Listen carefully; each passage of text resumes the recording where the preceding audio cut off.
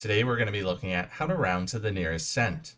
As we can see here, we have a couple of examples that we're going to work through together, so let's get started. As we can see, for question number 1, we've been given a dollar amount that goes into the decimal place of the thousands place. We have $47 and 825 thousandths. But the problem here is whenever we're talking about money, we don't go into the thousands place. We always end at the nearest hundredths place. So in order for us to round to the nearest cent, as we can see up top here highlighted in yellow, we're essentially going to be rounding to the nearest hundredths place. In order for us to round to the nearest hundredths place, the first thing we need to do is we need to locate our hundredths place.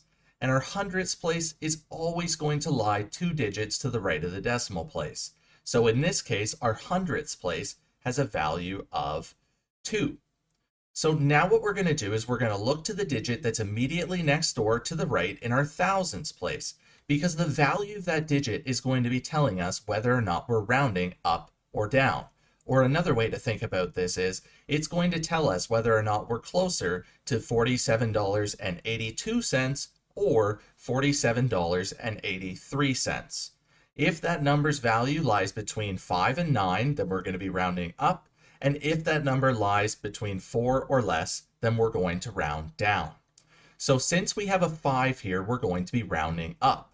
And when we're rounding up, we're going to be adding 1 digit to the place that we're rounding. So this number here is closer to $47.83.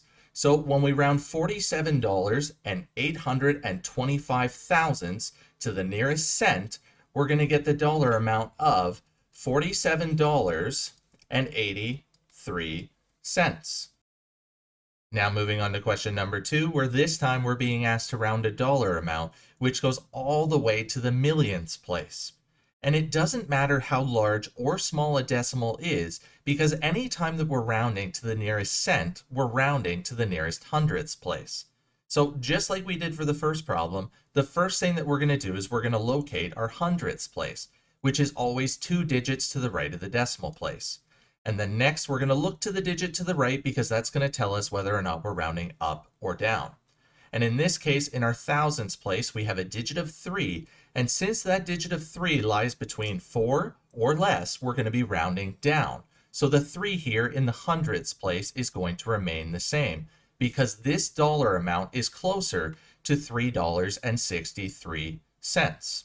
So for question number 2, when we round this decimal to the nearest cent, we get $3.63. So hopefully by now you understand how to round to the nearest cent. Help make math less complicated by smashing those like and subscribe buttons.